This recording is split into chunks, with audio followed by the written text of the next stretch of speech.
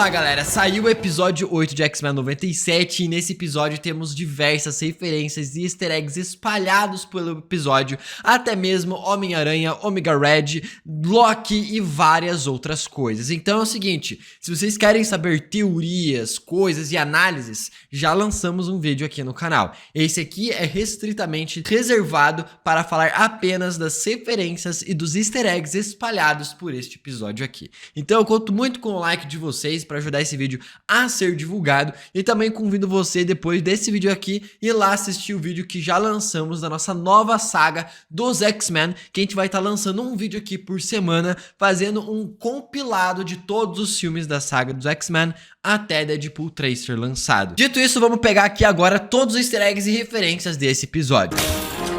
Espero que eu não esteja atrasado. A mim, meus X-Men. Primeiro, já começa o Professor Xavier na abertura novamente, sendo que ele só foi aparecer no primeiro episódio de X-Men 97. E vale ressaltar uma pequena mudança da abertura do episódio anterior para esta aqui, é vermos o Magneto em o seu meteoro para salvar todos os mutantes, retirando eles da Terra. E aqui então temos mencionados os Supra Sentinelas, no caso os Sentinelas Primes adaptados diretamente dos quadrinhos da Marvel dos X-Men. Os Supra-Sentinelas são criados usando o mesmo vírus tecno-orgânico com o qual o Sinistro me infectou quando eu era bebê. O Cable tá contando como é que é o futuro dele, esse novo futuro em que ele está vivendo por causa do Bastion. E ali ele diz que vários mutantes são escravizados e trabalham para o Bastion forçados. E temos alguns mutantes bem famosos, como o caso da Polaris, bem velha, e essa aqui é a filha do próprio Magneto, trabalhando ali o magnetismo em volta do planeta, coisa que o Magneto fez no final desse episódio. Mais adiante temos uma mutante com a Força Fênix reconstruindo uma ponte. Essa aqui, cara, eu acredito que seja a Rachel Summers com o poder da Força Fênix. E ela está reconstruindo uma ponte ali muito parecida com a ponte que o Magneto acabou utilizando e destruindo para chegar até a ilha onde estava o mutante que curava todos os mutantes em X-Men 3 Confronto Final. Enquanto eles estão aqui conversando, a gente vê vários hologramas em cima da mesa. Nesse holograma a gente consegue ver uma linha do tempo exatamente da mesma forma como é representada na série do Loki. E lembrando que essa linha do tempo não é antes dos acontecimentos da segunda temporada de Loki, até porque o multiverso só existe por causa que o Loki está sentado lá no seu trono. Ou seja, isso aqui é após os eventos de Loki segunda temporada. Tanto que nessa ramificação tem um X, mostrando que nessa linha do tempo existem os X-Men e os mutantes. E também nesses hologramas conseguimos ver também o símbolo do Magneto do Professor Xavier e também da Jean Grey. O equipamento do Cable fala que os eventos de Genosha são imutáveis porque o tempo não deixa ele ser alterado. E aqui então temos justamente uma referência à série de What If, um ponto absoluto no tempo, que já foi trabalhado no episódio Doutor Estranho. É um ponto absoluto no tempo, imutável. Imóvel, está colocando o universo em risco, não pode reverter um ponto absoluto. O Fera cita justamente os feiticeiros de Kamar-Taj, que a gente conhece com os filmes de Doutor Estranho e também na série de What If. Os místicos de Kamar-Taj falam de pontos absolutos, eventos que ocorrem em todas as linhas temporais. Aqui temos uma frase que me lembrou bastante Guerra Infinita, com o Ciclope perguntando para o Cable: quantas vezes você voltou no tempo? Cable disse o bastante para desistir. Quantas vezes você voltou? O bastante para desistir. Isso aqui me lembrou bastante quantas vezes nós perdemos, ou quantas vezes nós vencemos. E o Doutor Estranho fala apenas uma. Quantos você viu? Em quantos vencemos? Quantas vezes você voltou? Meio que o Doutor Estranho e o Cable tiveram experiências parecidas. 14.605 finais. O bastante para desistir. Na TV da mansão do Roberto da Costa, temos ali William Stryker falando na TV, falando que deve sim existir uma guerra e a culpa é dos mutantes. Noturno fala aqui agora da Mística ser a mãe dele, mas não considerar ela como a sua família, mas sim a vampira, se referindo à origem do Noturno, que na verdade, de fato, aqui na série dos X-Men dos anos 90, sim, ele é filho da Mística. E simplesmente somos uma família. Sangue é sangue. Família é uma escolha. Aqui essa personagem acaba citando o Dr. Mengele. O Bastion é o próprio Dr. Mengele. Eu conheci o Mengele. Ele poderia ter sido muito mais, mas se satisfez como um mascote dos nazistas. Então temos um close no antebraço do Magneto, mostrando os números 21, 47, 82. Esse aqui são os números de prisioneiro que o Magneto tinha quando ele era um judeu, ainda criança, em um campo de concentração nazista. E esse número foi tirado diretamente dos quadrinhos dos X-Men Fantabulosos 161. E esse mesmo número também aparece no antebraço do Magneto no filme X-Men Primeira Classe, que a gente já trouxe aqui um vídeo todo detalhado sobre este filme maravilhoso e relembrando este filme. E cara, aproveita esse momento aqui também, já desce aqui um pouquinho a tela e deixa um like pra ajudar a gente, que vai ajudar pra caramba mesmo. Gostaria de ver mais um truque de mágica? Tudo bem, entre no carro. Boa ideia. Agora vamos aqui para essa cena quando a família Summers visita a casa do Bastion. E aqui temos algumas referências bem interessantes na sua caixinha de criança. Ali a gente consegue ver uma revista da Expo Stark, que tem justamente um robô,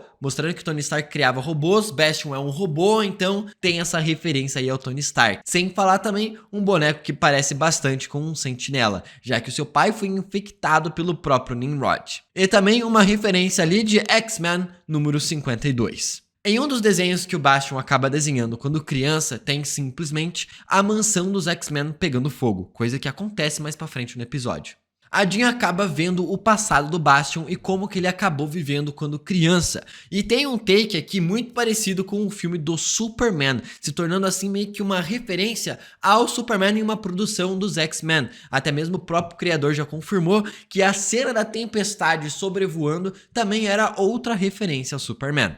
Quando o Bastion está falando com outros vilões, temos ali o Dr. Destino apoiando a sua causa. E também o Barão Zemo também acaba aparecendo. Uma outra mulher acaba aparecendo na TV, porém não faço ideia quem ela é. Se alguém souber, fala nos comentários. Seu programa Sentinela não pode prosseguir enquanto líderes como o presidente Kelly virem os X-Men como aliados.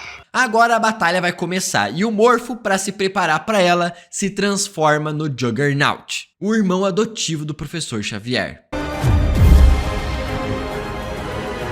A Jubileu, sendo perseguida no shopping, fala que não aguenta mais shoppings. Isso porque no primeiro episódio da primeira temporada, ela é justamente surpreendida num shopping, sendo perseguida por um sentinela também.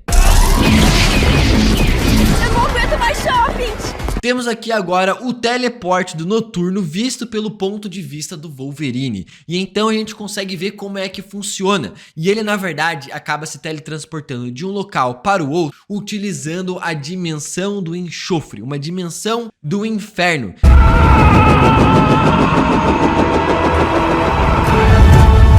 Mas como ele fica milissegundos ali, cara, não deu pra ver exatamente como que é essa dimensão do enxofre. Temos aqui agora a Jean Grey falando que já é a terceira vez que o jato dos X-Men é destruído.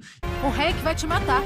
Esse é o terceiro pássaro negro em 3 meses. E uma dessas vezes que ele foi destruído foi justamente no primeiro episódio da primeira temporada, sendo atacado por sentinelas. O Ciclope fala assim: ah não, isso eu não vou fazer de volta não. Meio que se referindo ao pouso de super-herói que ele também fez nesse primeiro episódio. Nem pensar, eu não vou passar por isso de novo.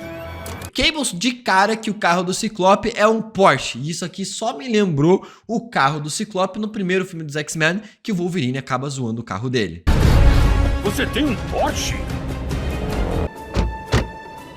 É o carro do Ciclope. Eu detesto esse silêncio todo. O que você tá fazendo? E agora a gente consegue entender o motivo do porquê que o Bastion prendeu somente o Magneto e não outros mutantes. Porque o Magneto é o único mutante que conseguiria desativar todos os seus sentinelas de uma vez só. Já chega.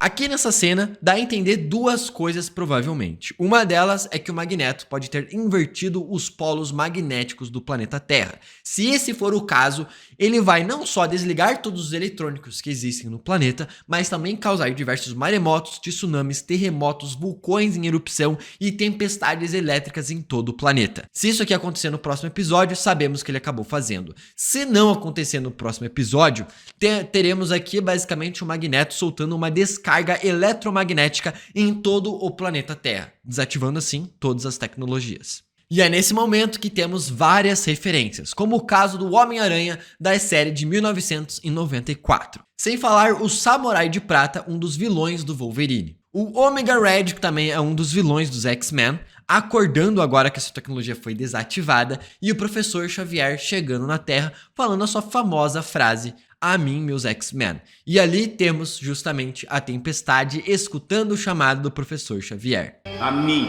meus X-Men. Se você pegou mais algum outro detalhe que eu não falei aqui nesse vídeo, não esquece de falar aí embaixo nos comentários. Até o próximo vídeo e